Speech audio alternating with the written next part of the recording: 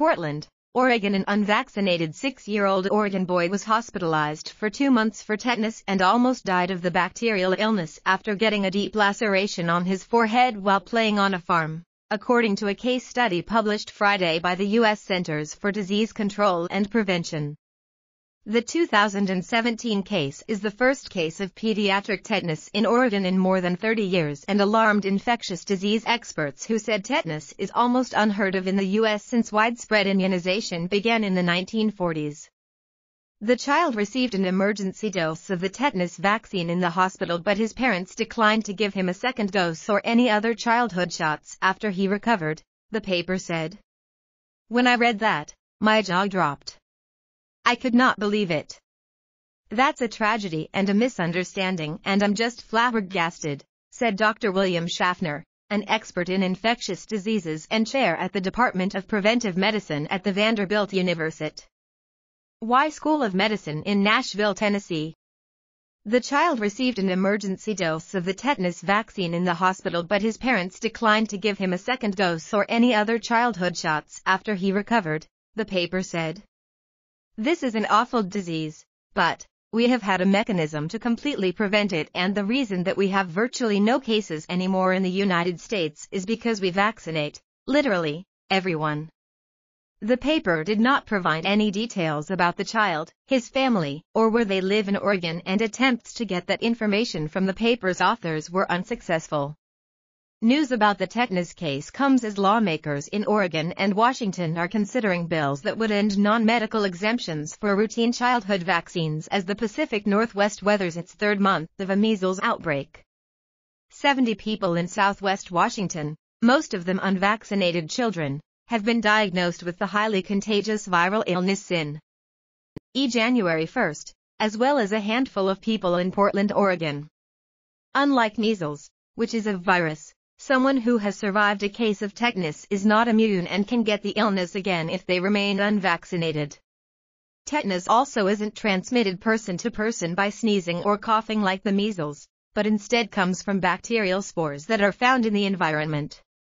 Tetanus spores exist everywhere, particularly in the soil. When an unvaccinated person gets a deep, penetrating wound, those spores can invade the cut and begin producing the bacteria that causes the illness. The tetanus bacterium secretes a toxin that gets into the bloodstream and latches onto the nervous system.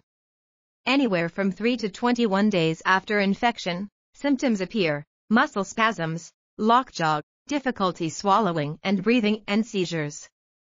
The disease can cause death or severe disability in those who survive, Schaffner said. About 30 people contract tetanus each year nationwide, according to the CDC, and 16 people died of it between 2009 and 2015. It's rare among children. Those over 65 are the most vulnerable. In the case in Oregon, the boy cut himself on the forehead while playing and his family stitched up the wound themselves. 6 days later, he began clenching his jaw, arching his neck and back, and had uncontrollable muscle spasms.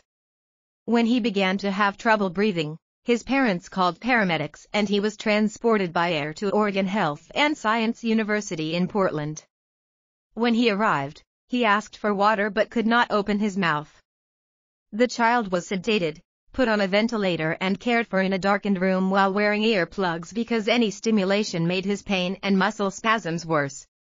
His fever spiked to almost 105 degrees, 40.5 Celsius, and he developed high blood pressure and a racing heartbeat. The child was sedated, put on a ventilator and cared for in a darkened room while wearing earplugs because any stimulation made his pain and muscle spasms worse. FO. Rudy 4 days after he was hospitalized, the boy was able to sip clear liquids. 6 days later, he was able to walk a short distance with help. After another 3 weeks of inpatient rehabilitation and a month at home, he could ride a bike and run, a remarkable recovery, experts said. The child's care, not including the air ambulance and inpatient rehabilitation, cost nearly $1 million, about 72 times the mean for a pediatric hospitalization in the U.S., the paper noted. The way to treat tetanus is you have to outlast it. You have to support the patient because this poison links on chemically and then it has to be slowly metabolized, Schaffner said. Cases of tetanus have dropped by 95% in the U.S. since widespread childhood vaccination and adult booster shots became routine nearly 80 years ago. Deaths have dropped 99%. The CDC recommends a 5-dose series of tetanus shots for children between the ages of 2 months and 6 years and a booster shot every 10 years for adults. LTS. Associated Press medical writer Michael Staub in Atlanta contributed to this report.